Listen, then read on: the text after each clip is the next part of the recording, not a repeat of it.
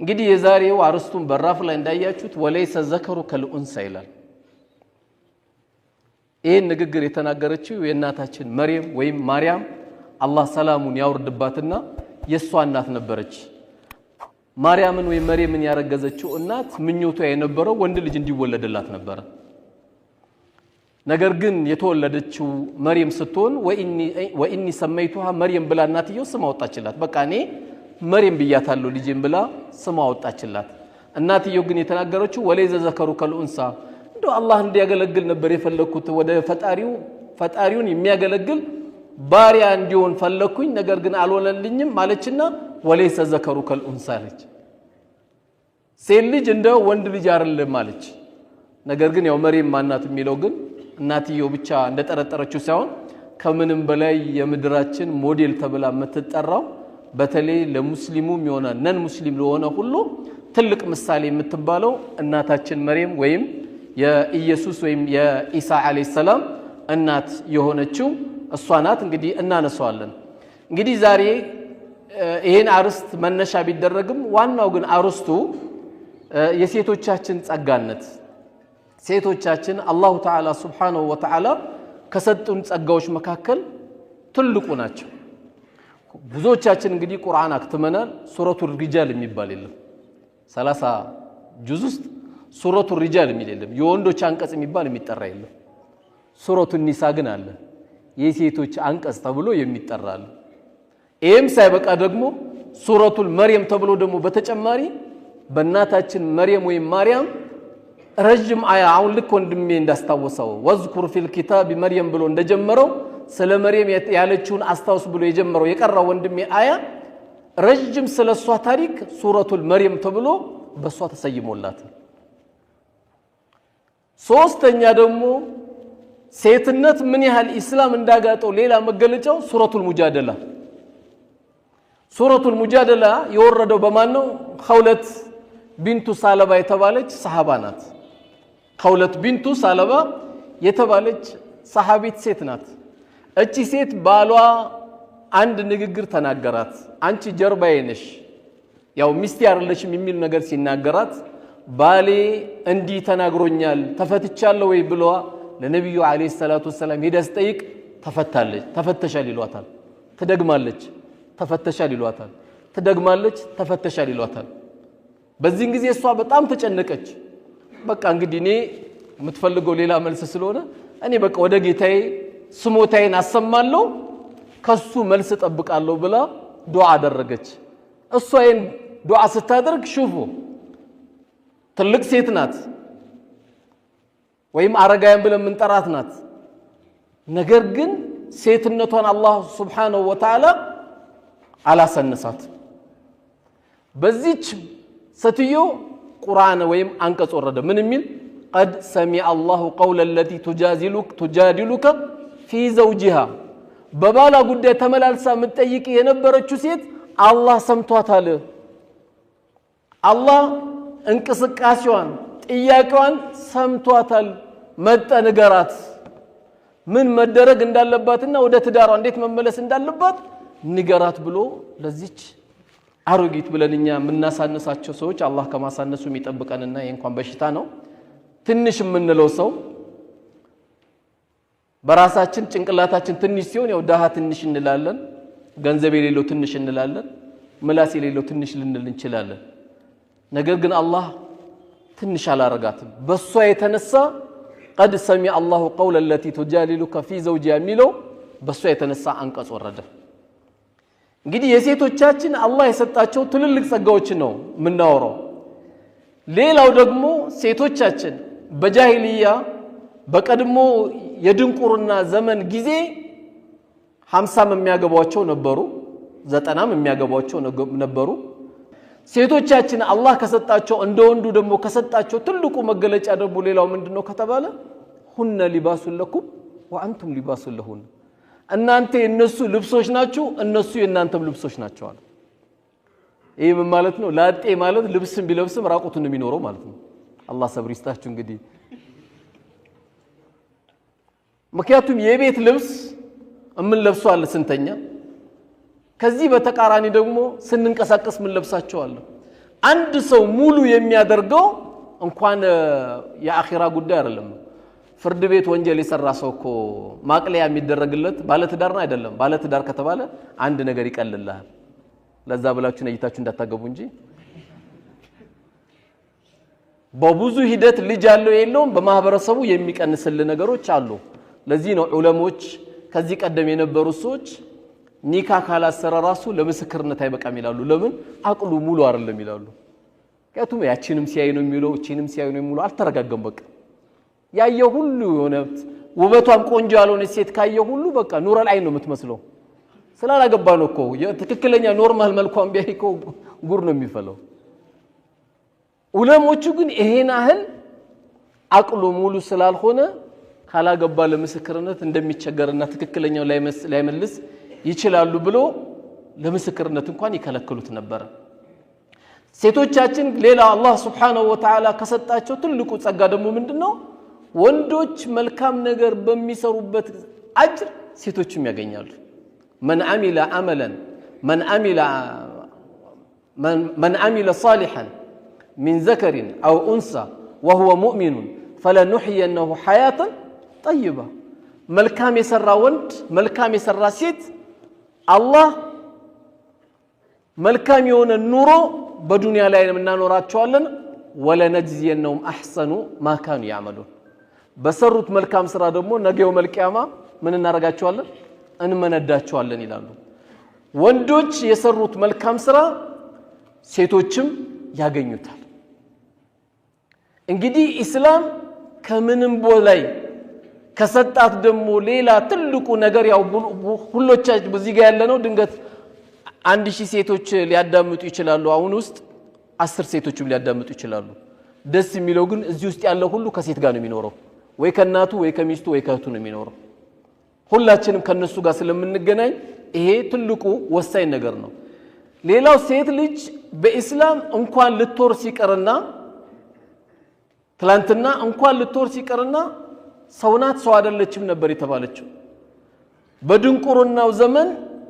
እዚህ ደረጃ ነበር የሚያደርሷት የፈለገ ሰው በፈለገው ሰዓት ግንኙነት ያደርጋት ነበር ነገር ግን እስላም ከሰጣት ደግሞ ትልቁ ጸጋ ሴት ልጅ ያባቷን ውርስ እንድትወርስ ፈቀደላት ያባቷን ውርስ እንድትወርስ ከሰጣት ጸጋ አንዱ እስላም ይሄንን ትላንት የደንቆሮ ዘመን ጊዜ ደግሞ በጣም የሚገርማችሁ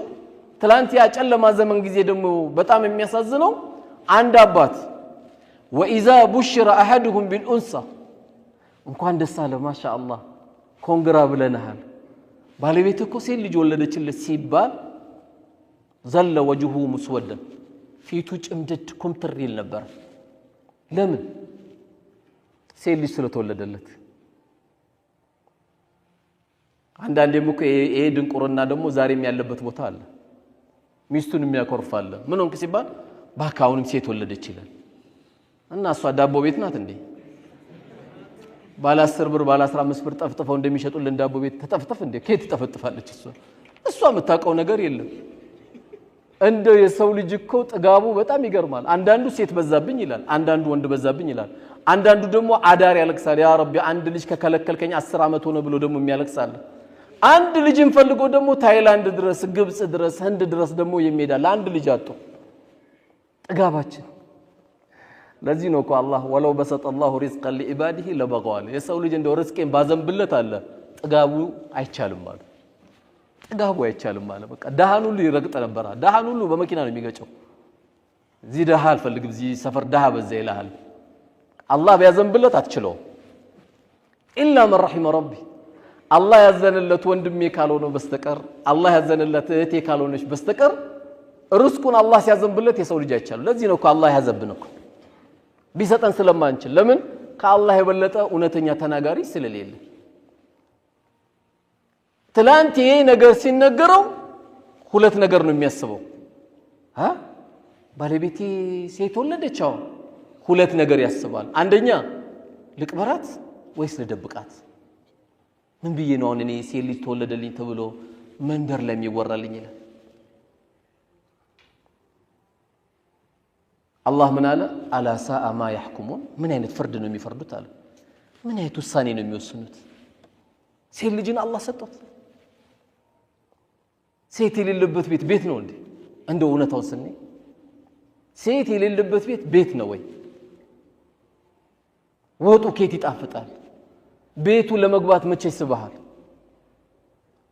ይሄን አክል ደረጃዋን አሳንሷት ነበር ግን ማሰብ ብቻም ሳይሆን ይተገብሩ ነበር ወይ ገሏታል ወይ ደብቋት ነበር የሚያሳዝን ፍርድ ነው የፈረዱባት ይላል ነብያችን ግን ሰለላሁ ዐለይሂ ወሰለም በሐዲሳቸው ምን ብለዋል አላህ Subhanahu Wa Ta'ala ሶስት ሴቶችን የሰጠው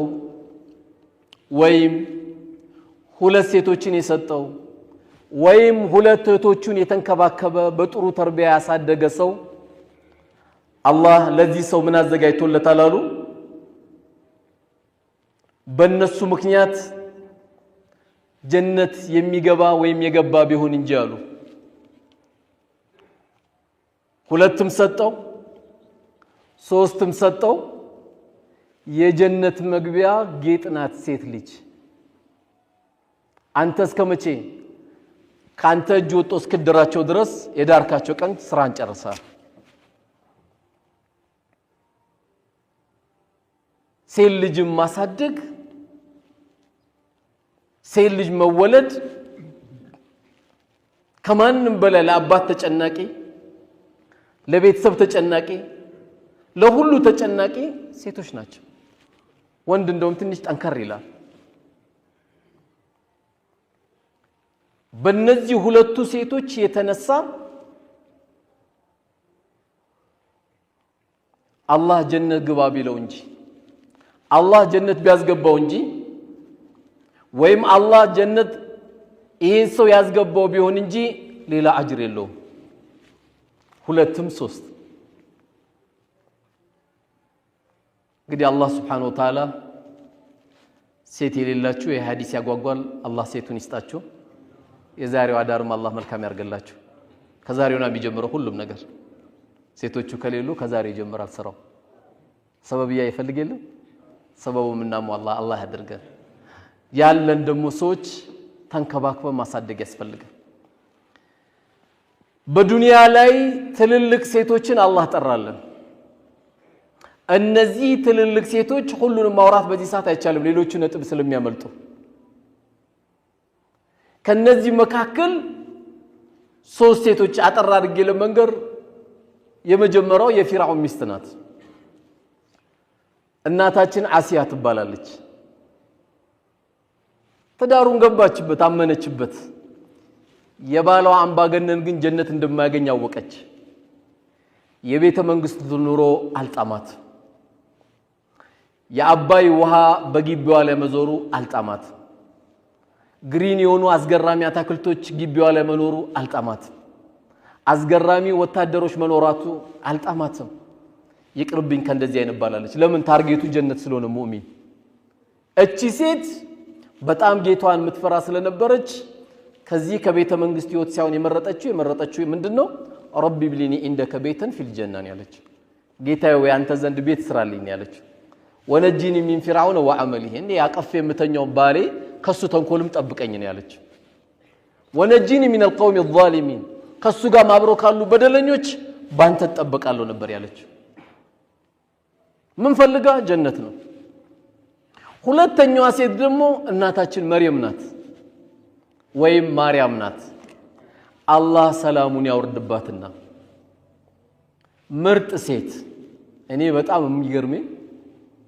ሙስሊም ሴት መሆኑ የሌላ እምነት ተከታይ ማርያምን በደንብ ማወቅ አለባቸው አንድ ቀን ሚስከርት ለብሳ አታውቅ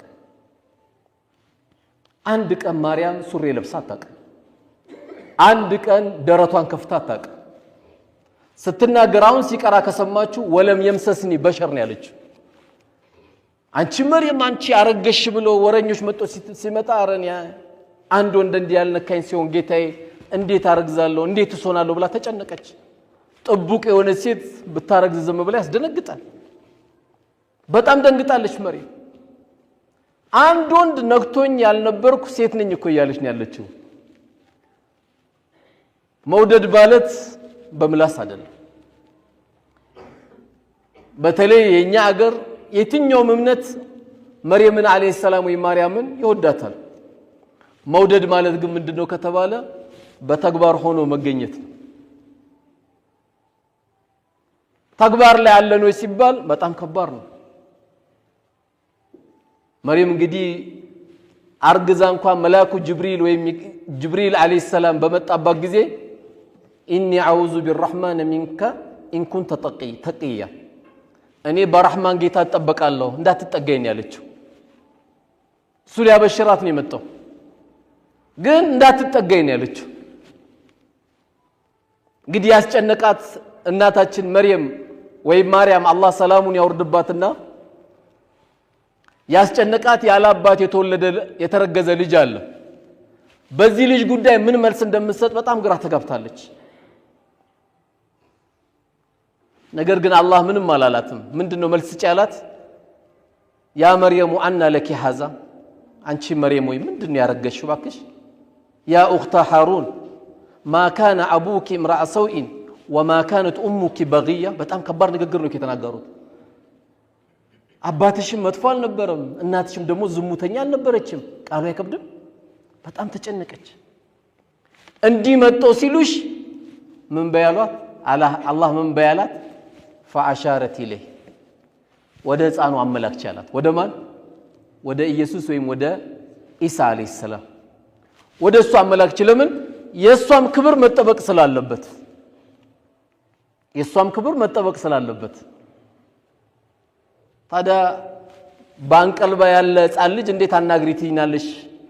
ብለው ሲሏት ምንም አላለችም ብላ ወደ ልጁ ብቻ ነው የምታመላክተው ከዛ ምን አለ ኢየሱስ አለይሂ ሰላም ወይም ኢሳ ኢኒ አብዱላህ ለ እኔ የአላህ ባሪያ ነኝ አታኒ الكتاب መጽሐፍ ሰጥቶኛል ወጀዐለኒ ነብያ ነብይም አድርጎኛል ወጀዐለኒ ሙባረከን አይነማ ኩንቱ የትም በሆን ደግሞ የተባረኩ አድርጎኛል ወአውሳኒ ቢሰላቲ ወዘካት አገርም እንድሰግድም አዞኛል ዘካም እንዳወጣ አዞኛል አለ እንዲህ ተናግሮ ለናቴም ታዛዥ እንደሆን አላህ አዞኛል አለ ማን ኢየሱስ አለይሂ ሰላም ወይም ኢሳ ነብይነቱን አረጋገጠ መጽሐፍ እንደተሰጠው አረጋገጠ ቤቱን ቦታ የተባረከ እንደሆነ አረጋገጠ ሰላት መስገድ እንዳለበት አረጋገጠ ዘካ ማውጣት እንዳለበት አረጋገጠ ይህን ንግግር ኢሳ አለይሂ ሰላም ተናገረ በልጅነቱ ተናገረ ማን ከወሬዳነ መርየም ዳነች አላህ ክብሯን ጠበቀላት አላህም ደግሞ ድንገት እዚች ጋር ቆም ማለት ይፈልጋልና በህፃንነቱ የተናገረው ኢሳ በኢሳ አፈጣጠር ደሞኛ እንዳንገረም አላህ ምን አለ ኢነ መሰለ ኢሳ ኢንደላሂ ከመሰለ አደም የኢየሱስ ወይም የኢሳ አፈጣጠር እንደ አደም ነው አለ እንደውም የአደም ይገርማል አለ خلقه من تراب كعفر ፈጠረው ثم قال له كن فيكون ሰው ሆነ አለው ሰው ሆነ የአደም ነው እንደውም የበለጠ የሚያጅበው ቢያንስ አባቱ አልታወቀም አላህም ባለው ነውና የተፈጠረው ኢሳ አለይሂ ሰላም ቢያንስ ግን ከሴት ወድ ውስጥ ነው የወጣው አላህ ያፈጣጠር ጉዳይ እንዳይገርማችሁ ለመገረም ከሆነ የማን ይገርማል አለ የአባታችን አደም አለይሂ ሰላም የዛ አፈጣጠር የበለጠ ይገርማል አለ ያው ብዙን ጊዜ ሌሎች የሚሉት ያው የኢሳን አፈጣጠር ይነግሩናል ያው ሙስሊሙ ግን ቀድሞም አላሁ ተዓላ በተከበረው ቃል ይሄንን ነግሮታል እቺ ምርጥ ሴት የነበረችው መርየም ወይም ማርያም መንገድ ላይ ጎረምሶችን ምታስደነግጥ አልነበረም አለባበሷ በጣም ጥቡቅ ሴት ነበረች ምክንያቱም ይሄ ፕሮግራም ዓለም ላይ የሚታይ ፕሮግራም ስለሆነ ማፍቀርና መሆን አጅሩ አንድ አይደለም ትክክለኛ ምትለብሰው የነበረው ልብስ አላህ የፈቀደላት አውራቷን ምትሸፍን ጥቡቅ ሴት የነበረች ብትኖር መርየም ናት አለይሂ ሰላም እቺ ሴት ዱንያ ላይ ጀነት ከተመሰከረላቸው መካከል አንዷ ማን ሆነች መርየም ወይም ማርያም ሆነች የኢየሱስ ወይም የኢሳ አለይሂ ሰላም አላህ ሰላሙ ያወርድባቸውና በሁለቱም ይህንን ደረጃ በዱንያ ላይ ሰጧቸው። መርየም ይህን አጅር ያገኘችው በምንድነው? በጥቡቅነቷ ነው። ጀነት የምትከጅል እህቴ ጀነትን ማግኘት የምትችለው በጥቡቅነቷ ነው። ያም ጎረምሳ ይሄም ጎረምሳም የሚጎትታት አልነበረች። በጣም ጥቡቅ የነበረች ታላቅ ሴት የነበረች በተለይ ሙስሊሞች በጣም አድርገው ታሪኳን በሱረቱል መርየም በደንብ የምና